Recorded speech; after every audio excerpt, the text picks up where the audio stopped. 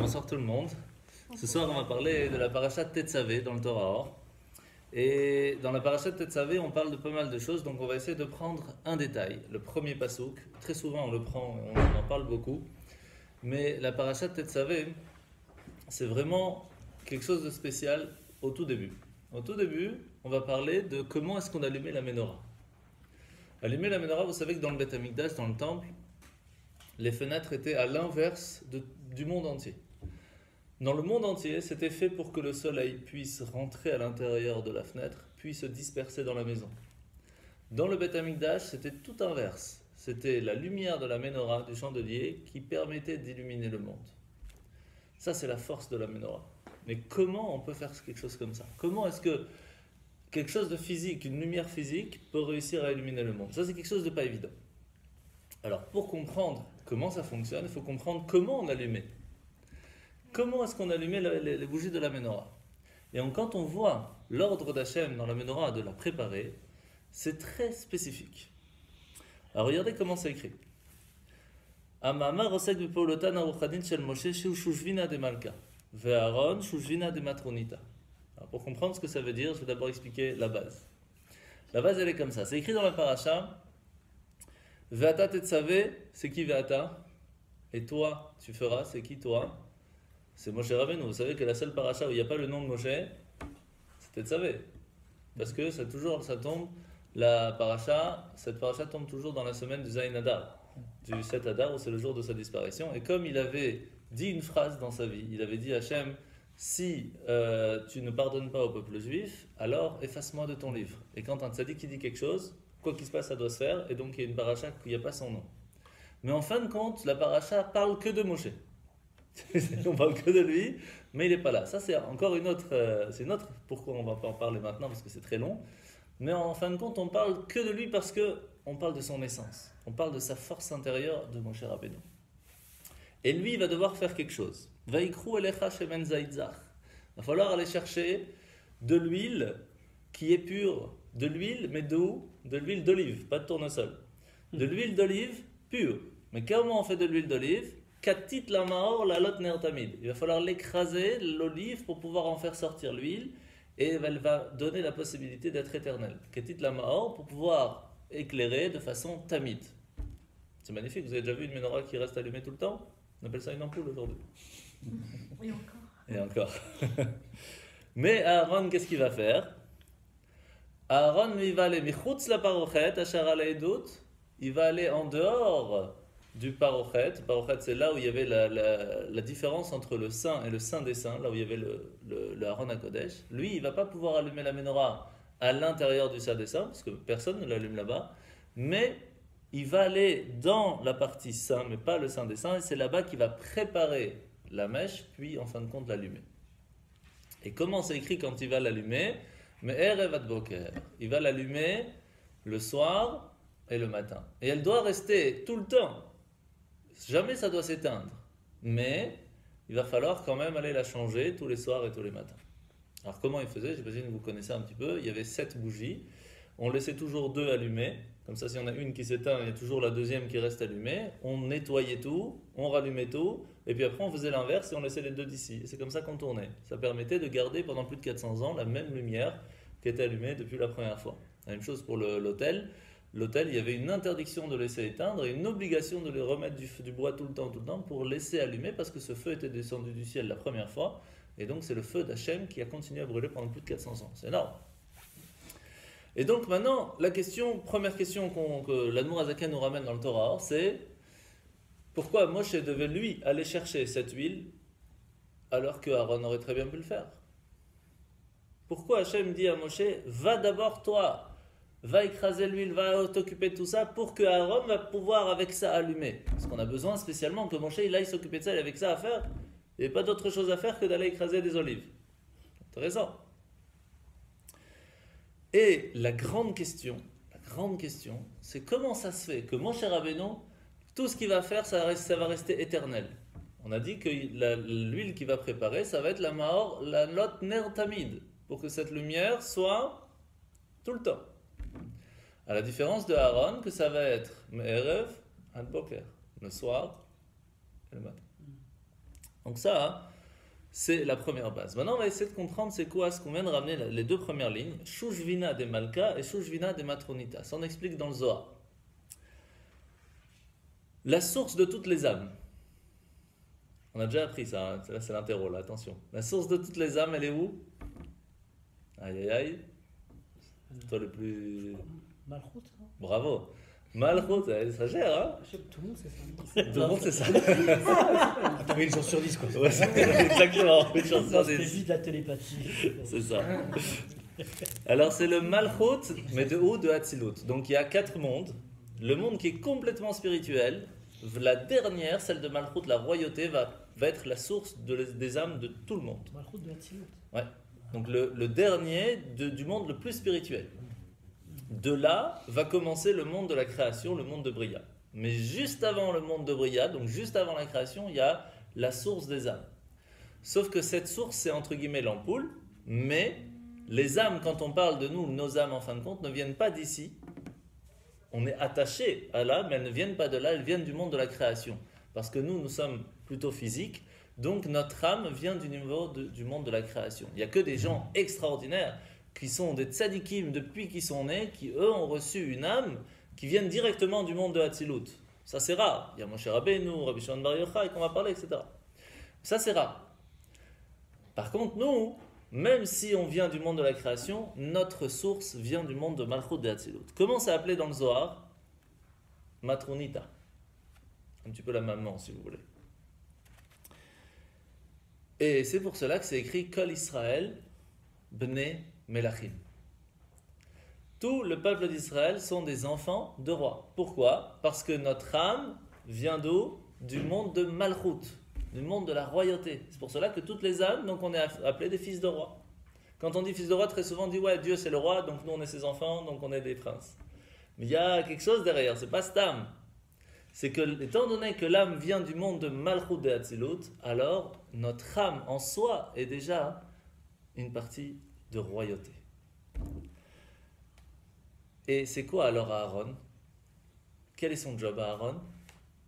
Aaron, c'est Shushvina de Matrotinta. Shushvina, ça vient de quel mot Shushvina? Shoshavim. Pas Shovavim. Shoshavim. C'est quoi, Shoshavim? Alors, c'est ce qu'on appelle un accompagnateur. Ouais, c'est le canal quoi en fait, c'est... non? Alors, on va essayer de voir. D'abord, à quel moment on parle des Shoshavim? Très souvent, quand il y a un mariage. Quand il y a un mariage, il y a le Khatan et la Kala qui sont présents. Et il faut les amener devant la Choupa. Est-ce qu'ils viennent tout seuls? Non. On doit les accompagner. La personne qui va accompagner le Khatan et la Kala, et après qui vont tourner autour de la Kala, etc., ne peuvent pas être tout le monde. Même si c'est la famille, c'est pas sûr qu'ils puissent. Parce que les accompagnateurs du marié et de la mariée vont amener le couple à être et à rester éternels ensemble. Mais si eux-mêmes sont divorcés, ils ne peuvent pas les accompagner. Comment deux personnes qui sont déjà plus ensemble peuvent leur dire « Allez-y, on vous prépare le terrain ». Ça ne marche pas. Donc, c'est pas si évident de pouvoir accompagner le Khatan et la Kala. Ça doit être des mariés qui accompagnent, ou alors, ça peut être aussi des non-mariés? Alors ça dépend. Il y a plusieurs coutumes, il y a plusieurs façons. Et très souvent, quand c'est des personnes qui sont divorcées, les parents qui veulent accompagner leur enfant, ce qui n'est pas toujours évident de dire non. Donc ils accompagnent une certaine partie, mais le Rav va chercher le Khatan et la Kala un petit peu avant d'arriver à la Choupa et les amène à la Choupa pour que cette partie soit accompagnée par quelque chose de plus simple. Donc il y a plein de combines pour que ça se passe bien. Mais en tout cas, ces accompagnateurs ont un travail à faire qui n'est pas du tout évident. Aaron HaKohen, c'est le Shushvina des Matronita. C'est l'accompagnateur des âmes. Alors, qu'est-ce que ça veut dire? Pour ça, il faut comprendre que à partir du moment où on fait une bonne action, on s'attache à Hachem. Mais à partir de où ça vient ça? De Matan Torah. Au moment où on a fait Matan Torah, on a reçu la Torah, on s'est marié avec Dieu. Et il y a eu beaucoup de choses. Il y a eu le cadeau, il y a eu la ketouba, c'était les 10 commandements que Moshe a cassés. Il y a eu plein de choses pour faire le mariage entre nous et Dieu. À partir de ce moment-là, qui nous a accompagnés vers Hachem? Et est-ce qu'aujourd'hui, on peut retrouver ce même état de mariage avec Dieu? Ce serait superbe. Eh bien oui. Au moment où on fait une mitzvah, on peut retrouver un certain niveau de se retrouver lié avec Dieu. Alors on va voir comment ça fonctionne. Étant donné qu'au moment de Matan Torah, il y a eu le mariage. Au moment du don de la Torah, il y a eu le mariage. Après le mariage, ça rend la vue très facilement, très rapidement. Au bout d'un an, 2 ans, 3 ans, puis après, c'est de plus en plus, on voit mieux. Et à ce moment-là, les soucis peuvent commencer à arriver. Alors, qu'est-ce qu'il faut faire? Il faut de temps en temps se remettre dans l'ambiance du mariage pour retrouver le lien. Qui permet de faire ça? Eh bien, les personnes qui ont accompagné le couple sont là, pas pour casser le couple, mais pour aider le couple. Et généralement, c'est les parents et les beaux-parents. Donc généralement, les beaux-parents et les parents se doivent de tout faire pour que le couple puisse fonctionner. C'est leur job. Puisqu'ils ont accompagné la première fois, ils doivent continuer à aider. Et qui nous a aidés à pouvoir se marier avec Dieu? C'était Aaron à Cohen. Pourquoi et comment ça fonctionne aujourd'hui? Quand on fait une mitzvah, quelle qu'elle soit, on fait la bracha, Baruch ata Hashem Elokeinu melech haolam, Asher Kideshanu bemitzvotav, qui nous a rendu saints, sanctifiés par sa mitzvah. Que quand il nous a donné l'obligation de faire telle chose, il nous a sanctifiés. Le mot Asher, ça vient du mot Ashrei. Ashrei qui veut dire heureux. Une personne se doit d'être heureux de pouvoir être sanctifié au moment de faire la mitzvah. C'est pas évident d'être heureux quand on doit faire une mitzvah parce que des fois c'est une grande contrainte. Des fois c'est pas évident de faire une mitzvah. On doit se lever tôt, ou on doit se coucher tard, ou ça va nous prendre beaucoup de temps, beaucoup d'argent, ou on est occupé. Alors comment faire dans ces cas-là?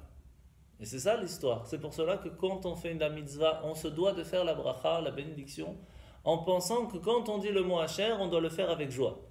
Pourquoi c'est important? Parce que c'est la joie qui permet de nous attacher à Dieu lorsqu'on fait la mitzvah. Et si on ne fait pas ça, alors c'est comme si on dit à Dieu, toi tu es là-haut, moi je suis ici, je te prépare un cadeau, viens me chercher. C'est comme si on est à la maison, sa femme elle est dans la chambre, nous on est dans la salle à manger, on l'appelle avec le téléphone, viens si tu veux, j'ai un cadeau pour toi. Ça la fout mal. Donc, il faut accompagner le cadeau jusqu'à la personne pour qu'elle soit contente. De la même façon avec Hachem, il faut accompagner le cadeau qu'on lui fait jusqu'à chez Dieu pour qu'il soit heureux de le revoir et automatiquement, on se retrouve, on se remarie. Ça sonne. Donc, très rapidement, on va résumer que pour pouvoir accompagner la mitzvah, le cadeau qu'on fait lorsqu'on fait une mitzvah à Dieu, pour pouvoir accompagner cette mitzvah jusqu'à Dieu, on se doit de le faire avec joie. S'il n'y a pas la joie, elle reste en bas. Et c'est comme si on dit à Dieu, bah viens la chercher. Le cadeau, il n'est pas très, très agréable. Et donc cette joie, d'où elle va venir? D'où elle va venir cette joie de faire une mitzvah? Eh bien, la joie, elle ne vient que d'un ta'anoug, d'un plaisir. On est heureux, on est content, on se sent bien lorsqu'on a du plaisir. Mais si pour la personne, lorsqu'elle va faire l'ordre d'Hachem, elle va le faire plus avec une contrainte, alors elle ne peut pas être contente de ça. Si on est obligé de faire, on n'a pas le choix, c'est dur. Alors on ne peut pas être content de le faire. Donc si on veut pouvoir accompagner la mitzvah jusqu'à Dieu, il faut être content. Étant donné que quand on fait une mitzvah, on s'attache à Dieu lui-même, alors quoi de plus être content que de se rattacher à notre source? Quoi de mieux? Mais c'est ce qui peut arriver aussi dans le mariage. On est avec sa femme depuis tellement d'années qu'on peut arriver au moment où on n'est même plus content de la revoir, entre guillemets, chas shalom, hein.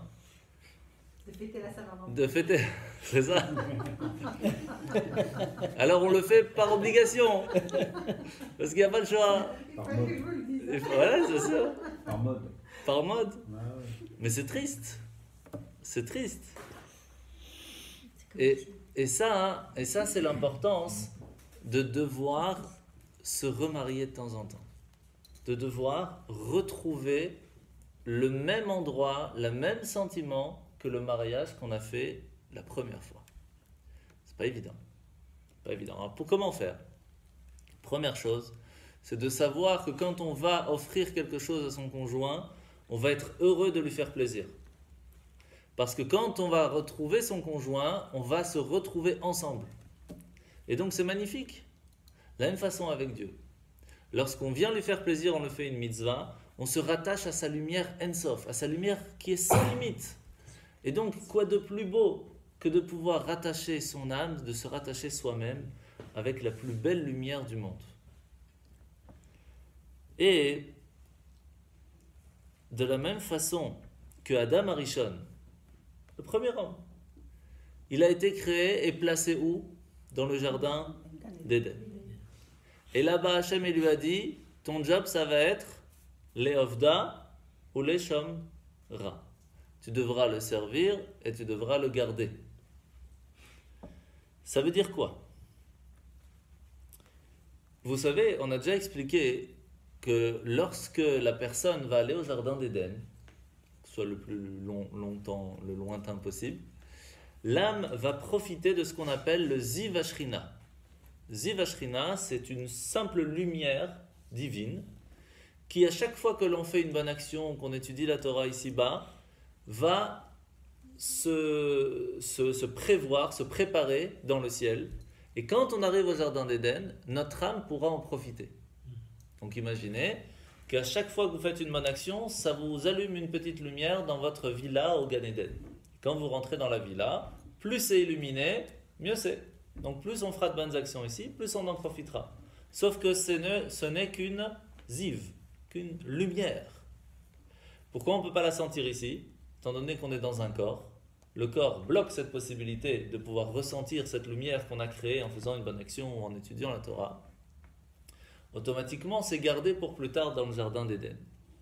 Mais est-ce que dans le jardin d'Éden, on profite de Dieu lui-même? Non.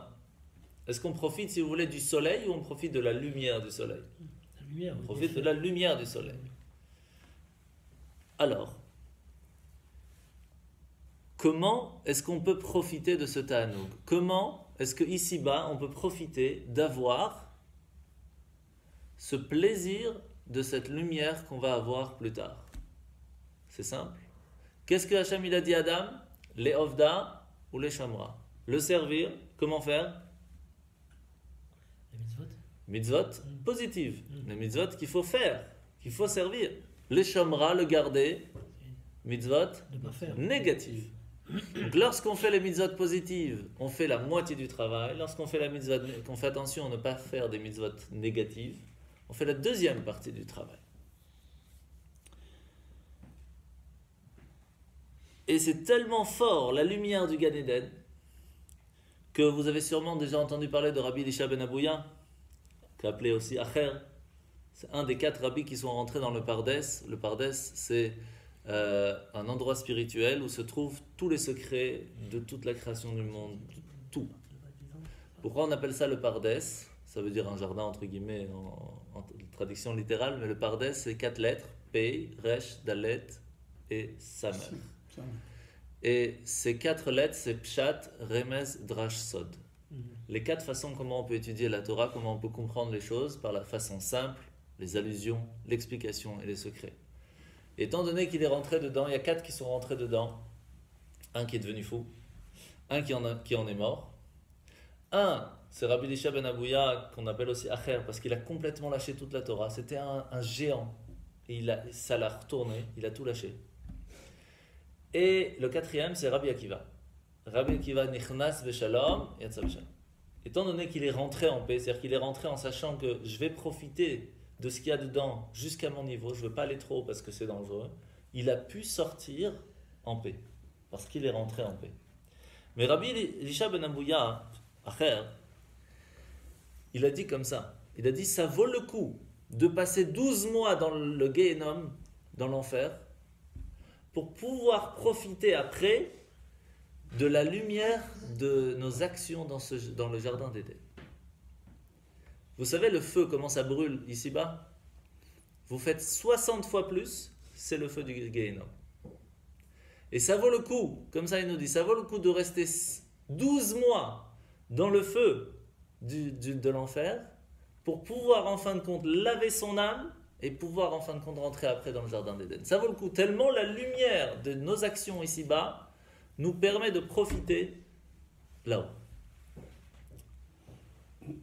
Alors Rabbi Akiva, tout de suite, il vient et pose une question. Il nous dit comme ça. Il nous dit, comment on peut faire pour comprendre ou expliquer à une personne quel plaisir on va avoir dans le jardin d'Éden? On est des humains. Ici, on parle que notre âme va profiter. Dans le jardin d'Éden, il n'y a pas de corps. Il n'y a que 7 personnes qui sont rentrées avec le corps. C'est que pour les âmes. Comment on peut expliquer à une personne humaine qui a un corps que ses plaisirs, généralement, c'est plutôt physique? Ça peut arriver des personnes qui ont une certaine sagesse et qui réussissent à arriver à un niveau de plaisir plus haut, comme par exemple le plaisir du cœur, ou encore plus haut, le plaisir de l'intellectuel. Ça, c'est quand on arrive à un certain âge, on a cette possibilité de comprendre ce que ça veut dire profiter et kiffer une bonne étude. Mais même comme ça, ça reste quelque chose de physique. Comment on peut expliquer à une personne que le plaisir qu'on va avoir en faisant une bonne action ici sera tellement haut que ça vaut le coup de ne pas prendre le plaisir matériel et de le prendre plus tard? Eh bien, c'est très simple. Il nous dit, si déjà le plaisir matériel ici, c'est un kiff, alors imagine 60 fois plus quand tu arriveras là-bas.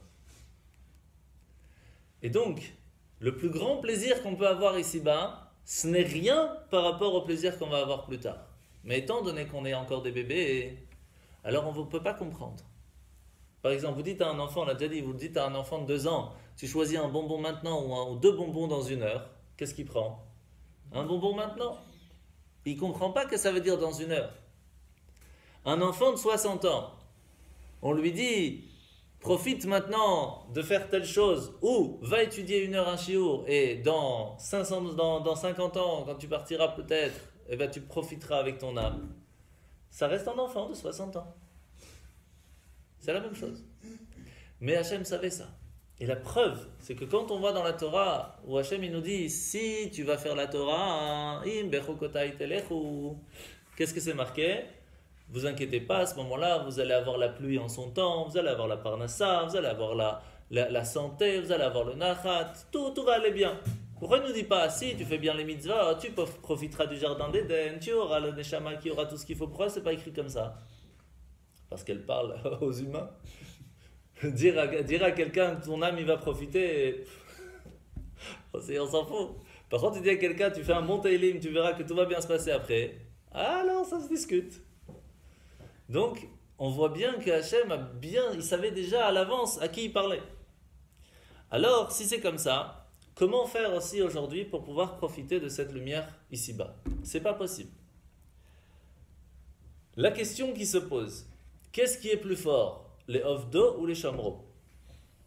On reviendra à la question du début, ne vous inquiétez pas, ça marche comme ça toujours dans le Zohar et tout, c'est comme ça. C'est d'abord on pose la question, on parle de tout ce qui est spirituel et à la fin on donne la réponse. Les Shamro.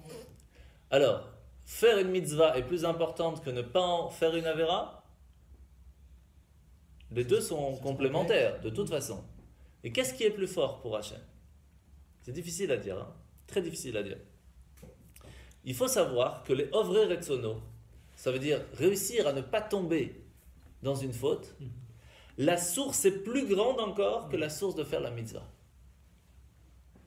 Ça veut dire que réussir à bloquer sa volonté de faire une bêtise, c'est plus dur, et donc la récompense, et même la source même, est plus grande. Pourquoi? Parce que ça vient du mot Nephila. Nephila qui veut dire tomber. Lorsque la lumière qui a voulu nous amener la possibilité de de faire des mitzvot, de faire quelque chose de bien, elle est descendue doucement, doucement dans le monde, et elle s'est contractée par un tzimtzum, ce qu'on appelle, pour arriver dans ce monde. Et donc elle est arrivée de façon installée dans le monde. C'est pour cela qu'on peut prendre quelque chose de matériel et en faire quelque chose de spirituel. Par contre, quand la lumière d'Hachem, qui était tellement forte, tellement grande, elle a dit, ça ce sera pour vous, paf, elle est tombée. Et comme elle est tombée très bas, parce que sa source était plus haute. Vous savez qu'on a déjà expliqué une dizaine de fois que plus c'est haut, quand ça tombe bas.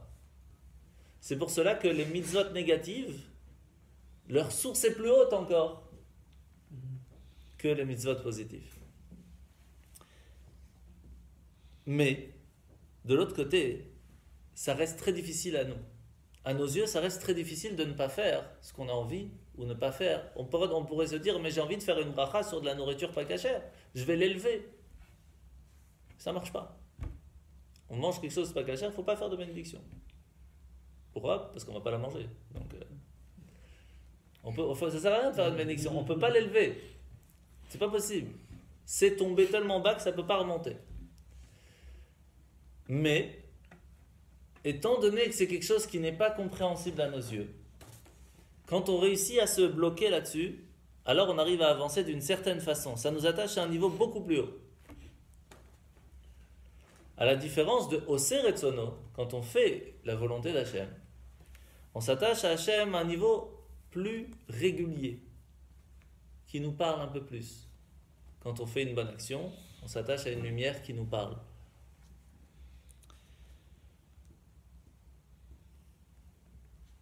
Alors, qu'est-ce qui nous permet en fin de compte de réussir à s'attacher à Dieu? On a expliqué que c'était en faisant la mitzvah ou en bloquant la volonté de faire une avéra. Mais est-ce qu'en fin de compte on en profite? Non. On ne profite pas de cette lumière. On en profitera dans le jardin d'Éden. Eh bien en fait on peut en profiter. On peut en profiter grâce à qui? Grâce à Aaron HaKohen. Comment? Eh bien c'est très simple. Une mitzvah c'est quoi? Ner mitzvah vetoraor. Vous avez entendu parler de ça? Ner, une lumière, ou une bougie plutôt, c'est la mitzvah. Et la Torah, c'est la lumière. Comment fonctionne la lumière? C'est un petit peu comme si c'était une petite partie de ce qu'on va profiter là-haut, descend dans le monde et nous dit, vas-y, profite, kiffe. Petite partie. Mais, malheureusement, très souvent, qu'est-ce qu'on fait? On voit la mitzvah, on la prend comme une contrainte, et à la place de profiter du ta'anouk, du plaisir que ça va nous donner, on met de côté ce plaisir et on en fait une contrainte. C'est dommage. Le plus grand plaisir de faire une mitzvah quand on le fait avec la joie, c'est ce qui permet de profiter de cette lumière qu'on aura dans le jardin d'Éden plus tard et d'en profiter ici-bas. Ça vaudrait le coup de le faire. Quelle est la seule chose qui nous permet de le faire? La simcha, la joie. Et c'est pour cela que c'est écrit Tachat asher lo adatta besimcha merov kol. Simcha merov kol, ça veut dire plus fort même que dans le Olam Haba. Plus fort même que dans le Gan Eden. Si on réussit à faire une mitzvah ici-bas avec la joie, on peut réussir à avoir un ta'anoug, un plaisir encore plus grand que dans le jardin d'Éden. Pourquoi? C'est très simple. Dans le jardin d'Éden, qu'est-ce qu'on réussit à faire? On amène une lumière divine. Ici, on s'attache à Dieu direct. Donc imaginez que quand on s'attache à Dieu directement, sans passer par aucun tzimtzum, on s'attache à Dieu directement. C'est extraordinaire. Comment on ne peut pas être heureux de pouvoir s'attacher à Dieu? Pas une lumière de Dieu, au soleil, direct. C'est pas la Kabbale qui dit ça. Si. Ah. Alors qui? Ok, je vous laisse continuer. Je vais vous expliquer comment on arrive à ça. Ok. C'est écrit comme ça. Vashamayim mimal, ba'aretz mitachat. Shamaim, c'est là-haut. De quoi on parle? On parle du Gan Eden à Elyon. Donc du Gan Eden qui se trouve dans le ciel. Ba'aretz mitachat, dans la terre en bas, on parle de quoi? Du Gan Eden Atarton, du jardin d'Éden qui se trouve ici-bas. Là où il y avait Adam, c'était dans ce monde. Al kol shevach maase yadecha, al kol shevach, tout le shevach, tout le plaisir, tout ce qui se passe, maase yadecha, ça viendra de tes mains. C'est-à-dire que nous, on a la possibilité de pouvoir, par nos mains, réussir à faire quelque chose que personne ne pouvait faire même dans le jardin d'Éden. Comme par exemple, quand on félicite quelqu'un, est-ce qu'on le félicite sur lui-même ou sur son travail? Un dessinateur, vous n'allez pas lui dire « Waouh, tu es un bon dessinateur ». Pourquoi? Parce que tu as fait un beau dessin, donc on te félicite pour le dessin. Un écrivain, on le félicite pour ce qu'il a écrit. Donc on voit que lorsque on arrive dans le jardin d'Éden, on va féliciter la personne et on va le récompenser pour ses actions, mais pas pour lui-même. Ici, Hachem va nous féliciter pour nous-mêmes. Et il nous donne la possibilité de s'attacher à un niveau d'Hachem qui est plus haut même que les actions en soi. Mais ça, c'est pas compréhensible. Pourquoi?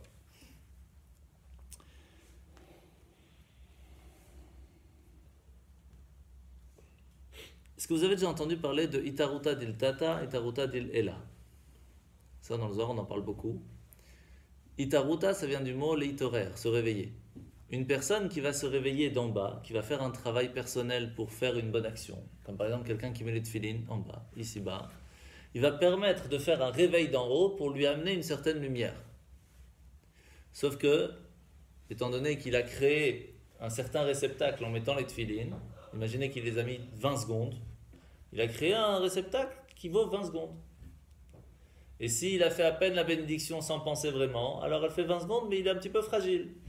Quelqu'un qui met les tefilines, il va me rester pendant 1 heure, il va faire sa tefila avec kavana, il est grand le réceptacle, et il est dur, il est costaud. Donc lorsque la bénédiction va venir, on ne pourra remplir cette lumière et cette récompense que par rapport à ce qu'on a fait comme réceptacle. C'est classique. Donc Itaruta dil Tata, le travail d'en bas, la récompense qui va venir du haut ne sera qu'en rapport avec ce qu'on aura fait nous-mêmes. Parce que là, c'est facile à comprendre. Mais il faut savoir qu'il y a des millions de Gan Eden. Très généralement, on dit il y a le Gan Eden en haut, le Gan Eden en bas, et encore pas tout le monde savait qu'il y en avait 2. Mais là, maintenant, je vous dis, il y en a des millions. Pourquoi? Mais parce que la récompense et le plaisir qu'on peut avoir, et les félicitations qu'on peut avoir de Dieu lorsqu'on a fait une mitzvah, est différente chez chacun d'entre nous. Et donc, la lumière qu'on va recevoir dans notre Gan Eden ne sera pas le même chacun d'entre nous. Donc, c'est vrai qu'il y a des gens qui vont aller au Gan Eden, mais à quel niveau? Peut-être le petit, par rapport à ces petites actions. D'autres plus grandes, et d'autres excellemment grandes. Donc, en fait, il y a des millions de Gan Eden par rapport aux différents niveaux de chacun. Et c'est pour cela que le Zohar Chelek Bet nous dit comme ça, il y a un hamoud, il y a un pilier en plein milieu du Gan Eden qui fait le lien entre celui d'en bas et celui du haut. Et chacun, nous, on s'installe, entre guillemets, dans des petites maisons qui se trouvent sur ce pilier, par rapport à son niveau, et on évolue. Et c'est pour cela qu'en fait, il n'y a pas de limite. On peut très bien se dire, j'ai fait tellement de bonnes choses dans ma vie, je vais être au Gan Eden, je suis tranquille. Mais non, parce qu'après, tu peux encore monter. Et même quand on est au Gan Eden, on peut encore évoluer.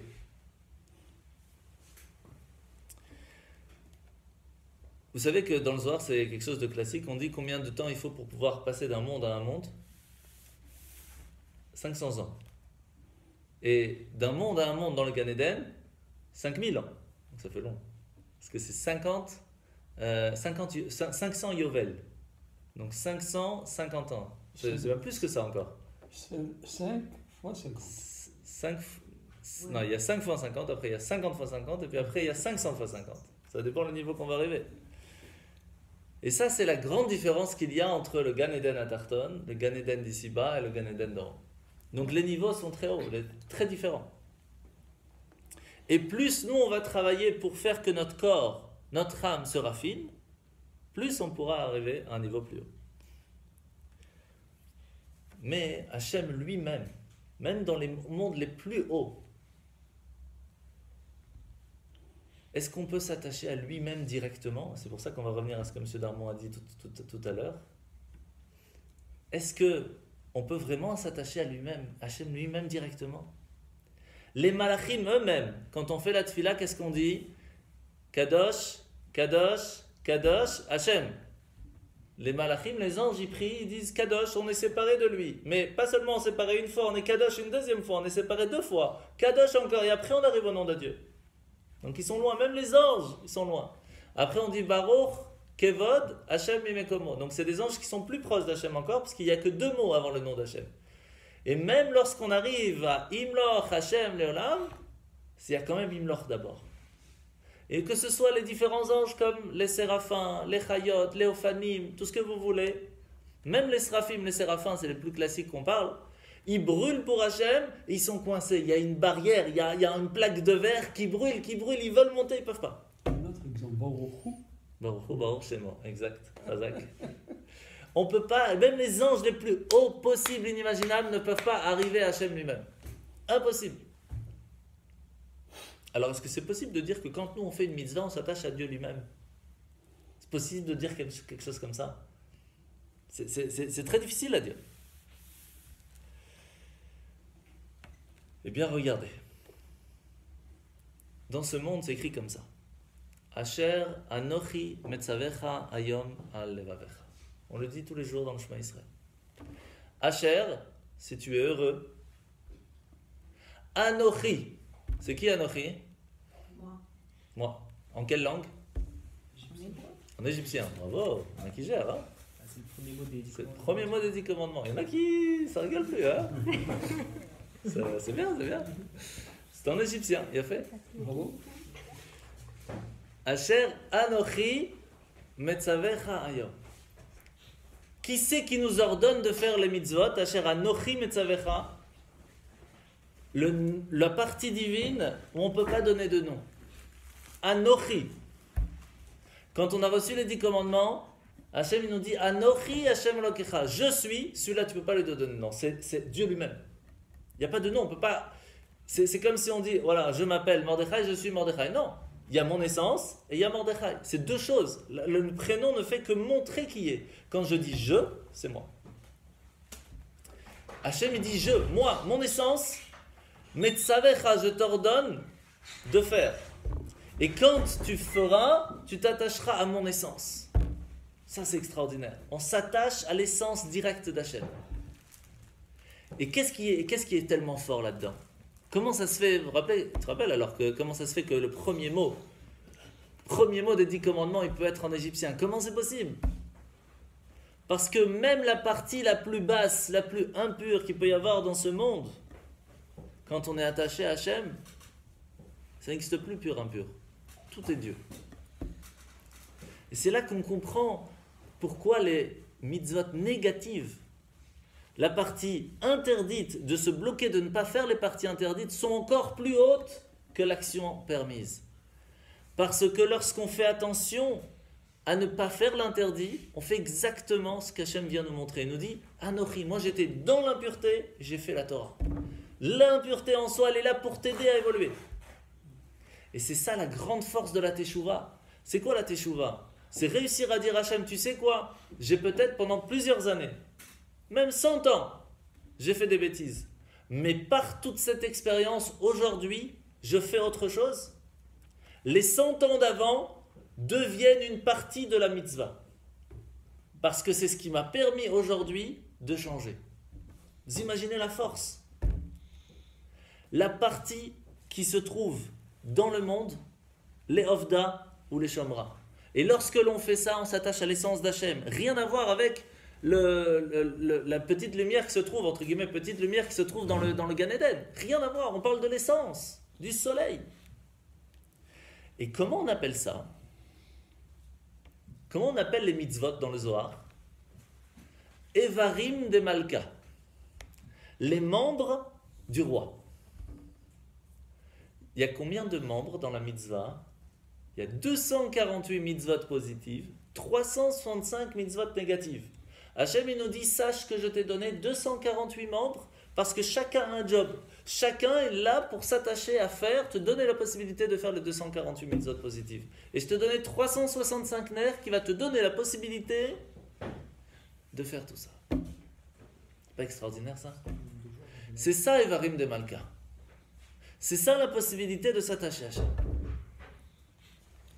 Ah, mais vous allez me dire, c'est pas tout à fait exact. Pourquoi? Parce que, est-ce que les hommes et les femmes ont exactement 248 membres? C'est un petit peu différent quand même.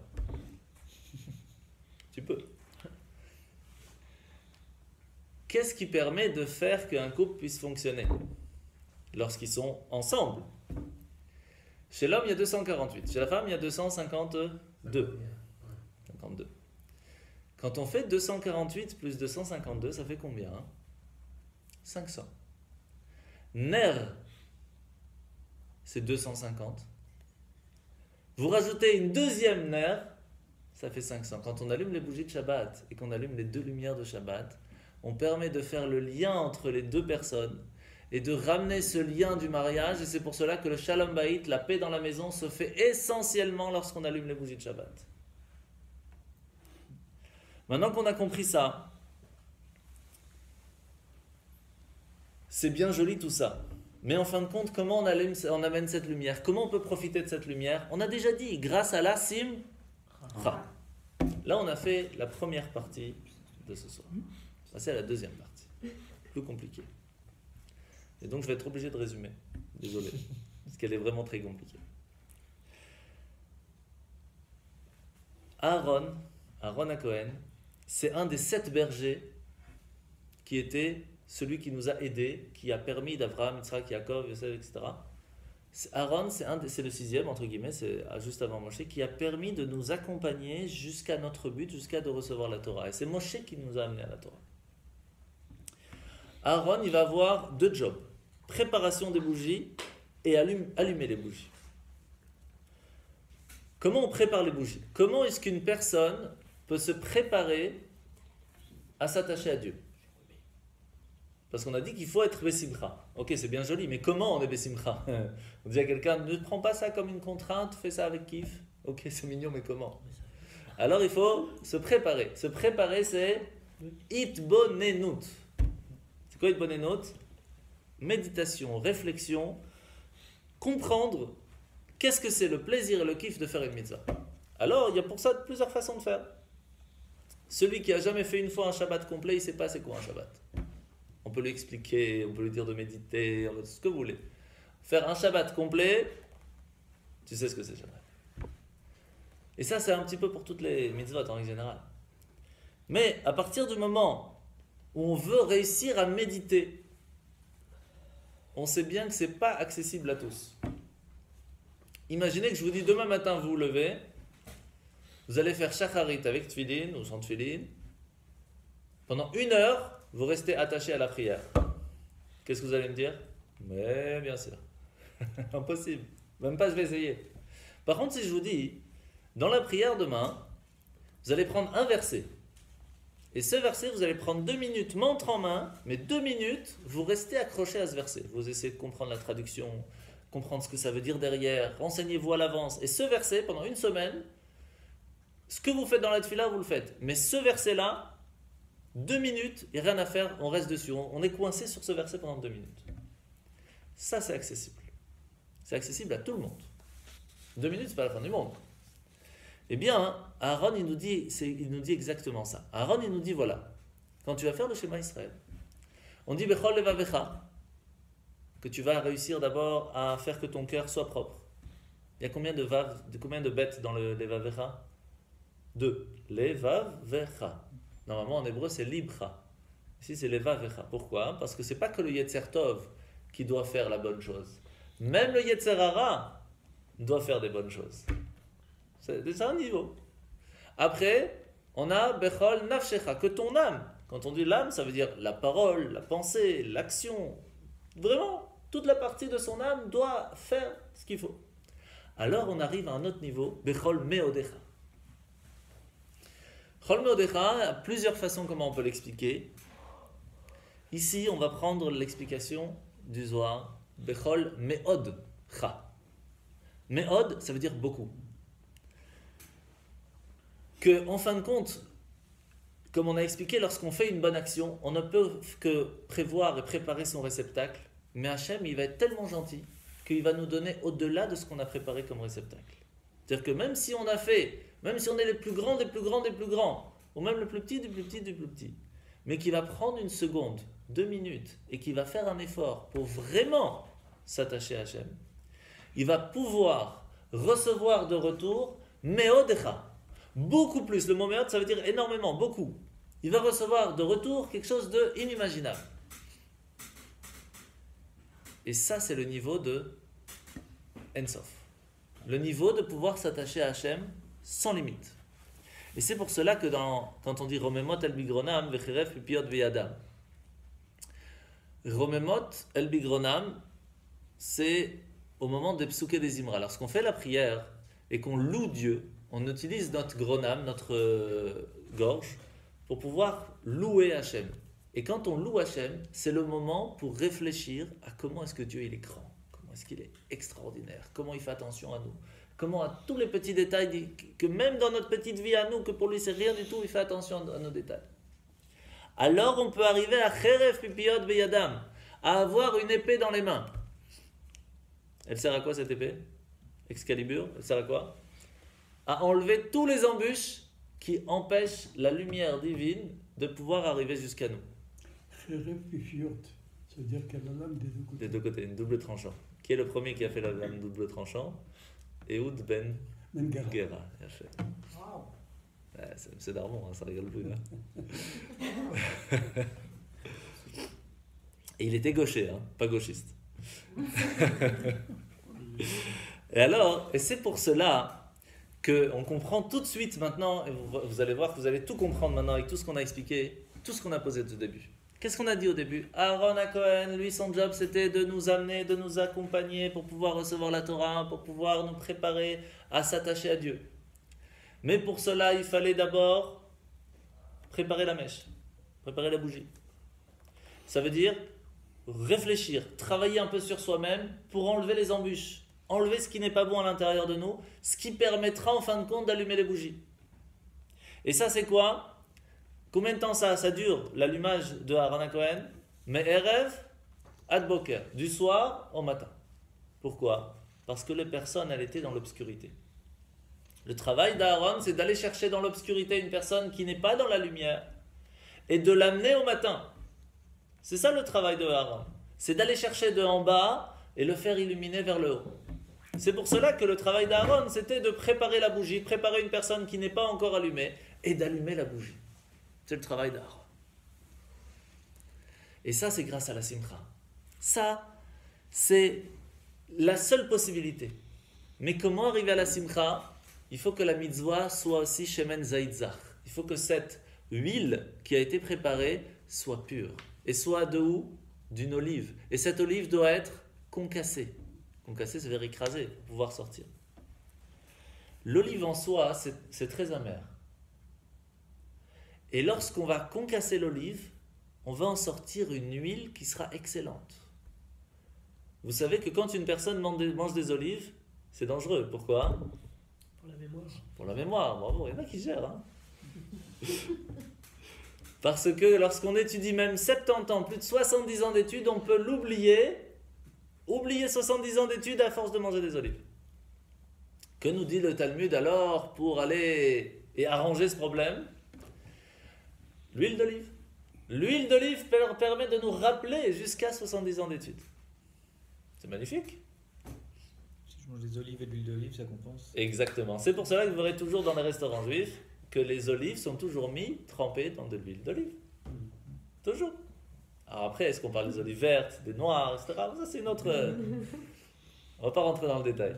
Mais en tout cas, c'est pour cela que c'est toujours ensemble. Pour comprendre ce que ça veut dire shemen zaitzach. De l'huile d'olive qui est concassée, qui va être pure. Comment est-ce qu'on prend une olive et qu'on la fait de l'huile? Il faut l'écraser. Ça, c'est le bitoul, l'annulation à Dieu. Des fois, faut s'écraser. Pour pouvoir se préparer d'abord, pour pouvoir avoir de l'huile qui va pouvoir brûler, il faut savoir s'annuler à la volonté de Dieu. Mais ça veut dire s'écraser soi-même. Oublier notre propre volonté. C'est pas évident. Et je ne sais pas si on aura le temps d'expliquer ça.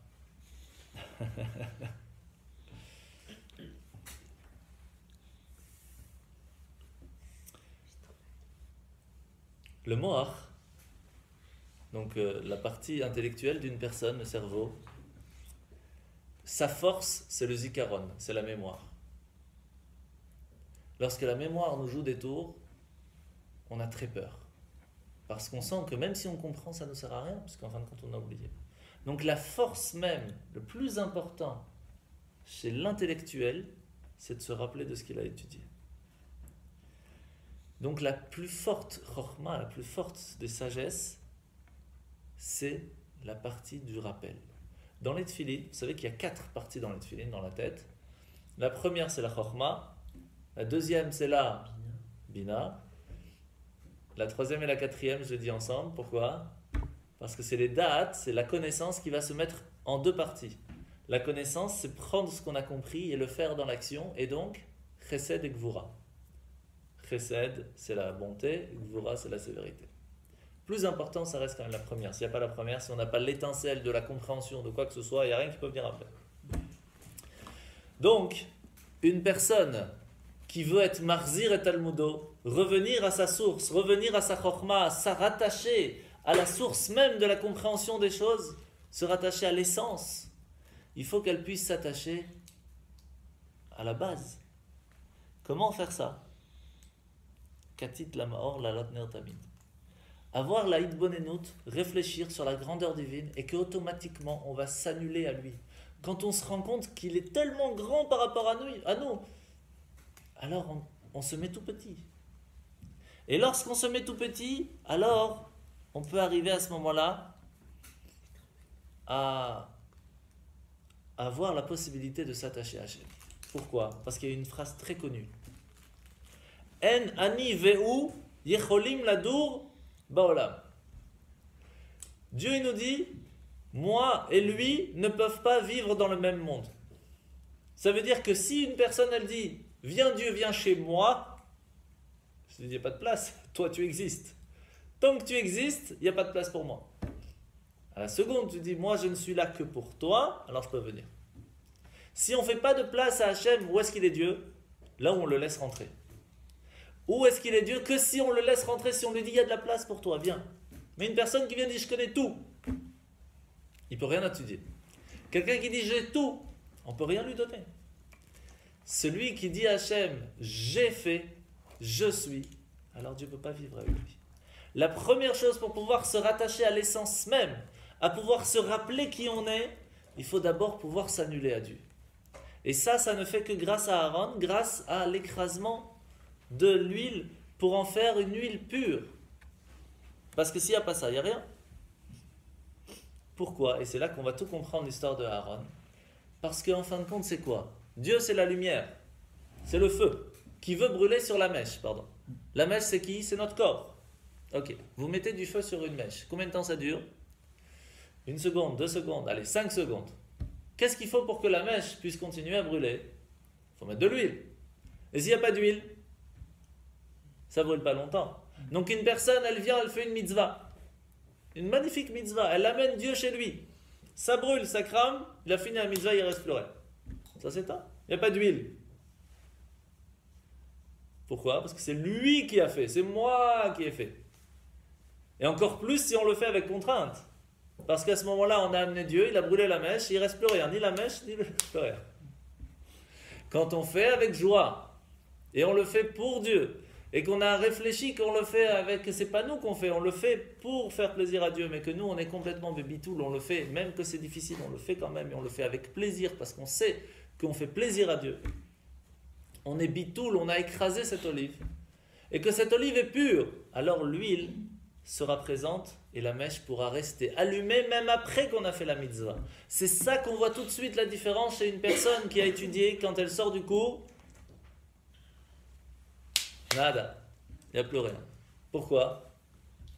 Parce qu'elle est venue remplie. Et donc, même si c'est vrai que ça allumait la mèche, il n'y avait pas d'huile pour garder ça. Une personne qui vient et qui sait dire, je ne connais pas, je vais peut-être étudier, je vais peut-être apprendre quelque chose. Je me mets bitoul, je m'écrase un petit peu pour savoir peut-être je vais apprendre quelque chose. Automatiquement, il met de l'huile. Il a écrasé son olive. Automatiquement, cette étude pourra continuer après. C'est ça ce qu'on appelle un talmid chacham. Un chacham, un intelligent, c'est pas celui qui est chacham, c'est celui qui est talmid chacham, celui qui sait étudier, celui qui sait écouter, celui qui sait peut-être il y a quelque chose que je connais pas. Mais alors si c'est comme ça, pourquoi est-ce que Aaron il doit aller michutz la parochet? Pourquoi il peut pas allumer la menorah alors dans le Saint des Saints? Est-ce que ça c'est pas mieux encore? Non, il peut pas. Parce que aujourd'hui, on peut pas arriver au niveau de Yehuda Ilaha. On peut arriver au niveau de Yehuda Tata'a. C'est quoi la différence? D'abord, on a compris une chose très importante. Vous savez, dans les Pirkei Avot, c'est écrit Yafeh sha'achat b'tshuva u'ma'asim tovim mikol chaye olam haba. C'est mieux une petite minute ici-bas de teshuva ou de bonnes actions, plus que tout le monde futur. Comment c'est possible? Étant donné que dans le monde futur, on ne profite que de la lumière divine. Étant donné que ici-bas, en faisant une mitzvah, on s'attache à Hachem lui-même, à son essence, alors c'est normal que Yafeh sha'achat b'tshuva u'ma'asim tovim ba'olam hazeh mikol chaye olam haba. On a compris, c'est pas compliqué. C'est étant donné qu'on profite, on s'attache à l'essence même, à la chorma, à Dieu directement, on s'attache. Quand on fait une mitzvah, puisque c'est ça, toute la volonté de Dieu, c'est qu'on fasse cette mitzvah. Automatiquement, on profite beaucoup plus du lien avec Dieu lorsqu'on fait une mitzvah dans ce monde que quand on est dans le jardin d'Éden et qu'on profite de nos actions. Alors si c'est comme ça, pourquoi est-ce qu'il ne pouvait pas être dans le Saint des Saints? Et là, on va comprendre tout de suite. Parce que, en fin de compte, même la personne qui est le plus grand bitoul, on a dit qu'il fallait écraser l'olive. D'accord? On sait bien que chacun ne va pas écraser de la même façon. Là, qui va juste écraser un petit peu. Donc, il va avoir une goutte d'olive. Donc, ça va rester un petit peu. D'autres qui vont écraser beaucoup.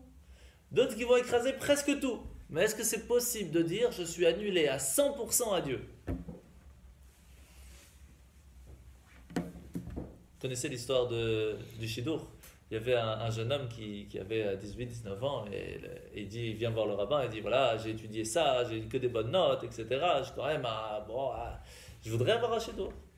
Et il dit pas de problème, il lui présente une jeune fille. Et après une heure, il sort et dit mais je comprends pas, avec toutes mes connaissances, avec tous les trucs, tout ça, et vous me présentez une fille comme ça. Pourquoi? Elle dit attends, tu sais quoi? Je vais t'envoyer dans tel yeshiva pendant 2 ans. Tu vas étudier là-bas ce que c'est la modestie. Et après, on pourra discuter. Il revient après 2 ans, il dit voilà, ça y est, j'ai appris. Est-ce que vous pouvez me refaire un shidour? Pas de problème. Il lui remonte la même fille.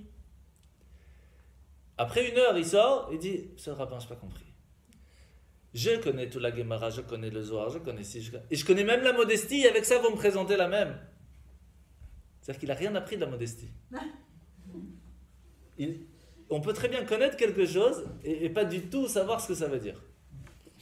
Aujourd'hui, même si on est bitoul al Hashem, même si on s'annule complètement à la volonté de Dieu, c'est quand même nous qu'on fait l'action. Et ça, on ne peut pas l'enlever. Il n'y a personne qui peut dire je suis annulé, et même c'est même pas ce que Dieu veut, puisqu'il veut que ce soit de nous. Il veut qu'on fasse un effort. Il veut que ce soit nous qu'on fasse le choix. Donc réussir à s'attacher à 100% avec Hachem, ça c'est pas possible. C'est ce qu'on appelle la Yehuda Ilaha. Un niveau de lien avec Dieu qui est complet. Est-ce qu'il y a eu une personne qui était comme ça? Abraham. Peut-être.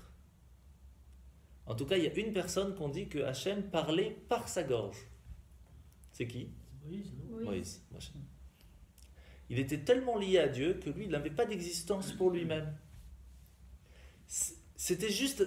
Son job, il le faisait. C'était un intermédiaire entre lui et le peuple, entre Dieu et le peuple, c'est tout.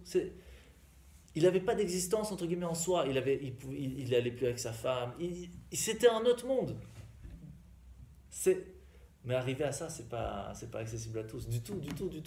C'est même pas notre job. Même Myriam, sa sœur, elle vient lui dit, mais pourquoi tu te sépares? Nous aussi, on est des prophètes. Nous aussi, on est restés mariés. Pourquoi Makara?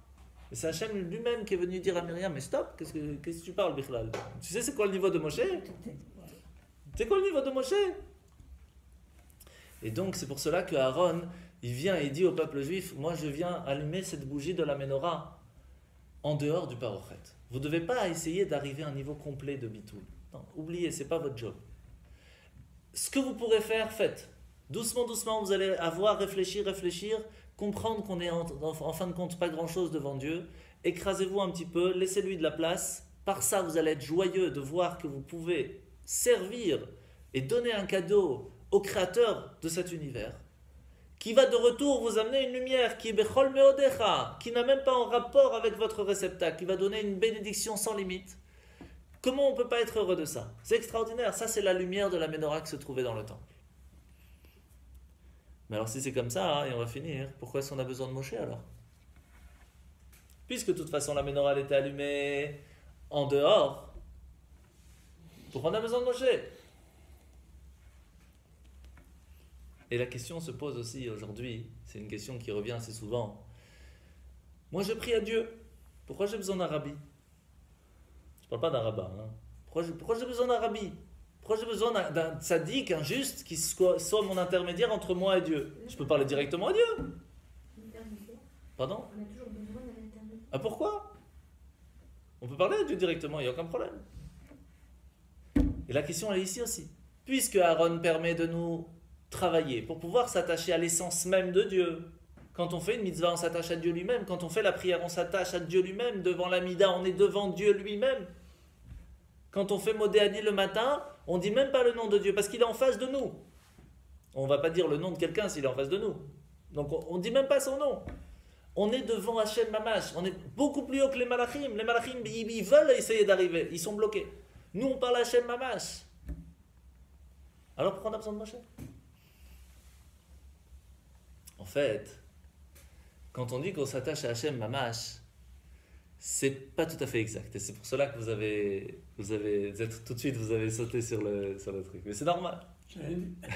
non, mais c'est pour ça on est allé y arriver. Parce qu'on ne peut pas dire que Hachem c'est un Mahor. Un Mahor, ça veut dire un soleil. On ne peut pas dire qu'Hachem c'est un soleil.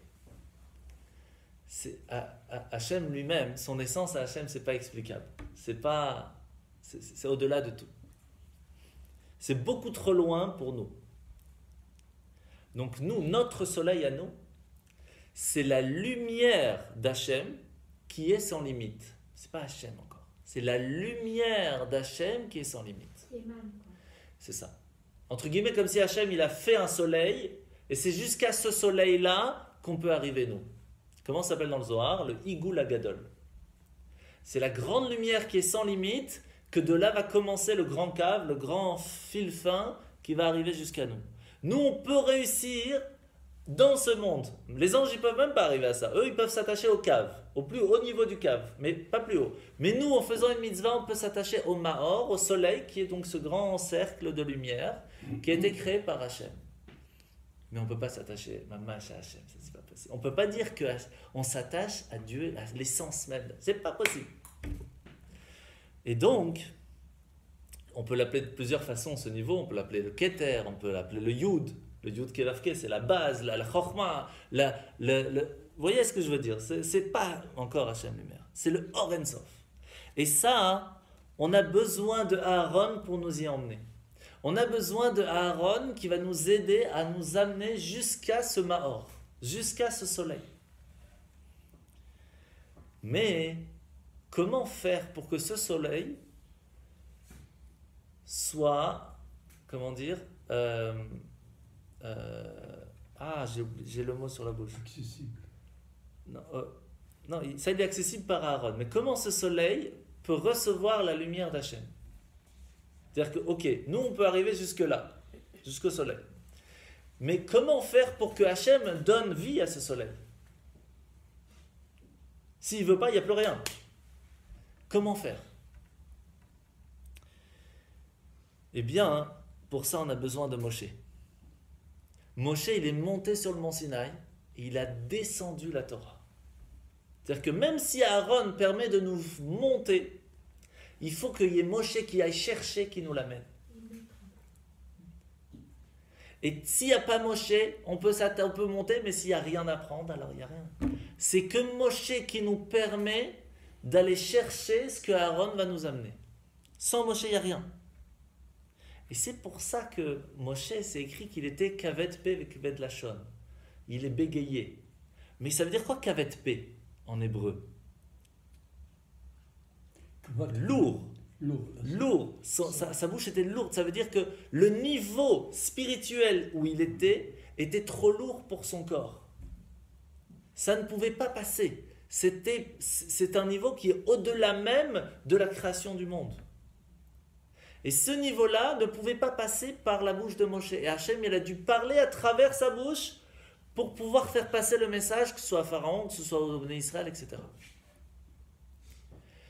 Et c'est que la lumière divine qui est passée par Moshe pour pouvoir parler, parce que quand c'était Hachem lui-même qui s'attachait à Moshe, cet intermédiaire-là était tellement fort que ça ne parlait pas au peuple. C'était beaucoup trop haut. C'est pour ça que quand on a reçu la Torah, Hachem il a donné les 10 commandements d'abord. Il a fait le premier commandement, tout le monde est mort et tout le monde est revenu. Le deuxième, etc.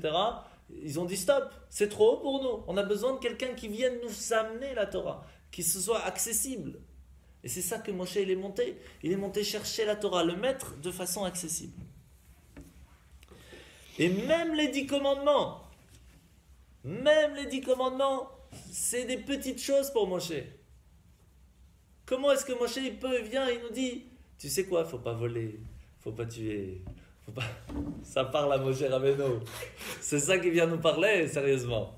C'est ça les 10 commandements.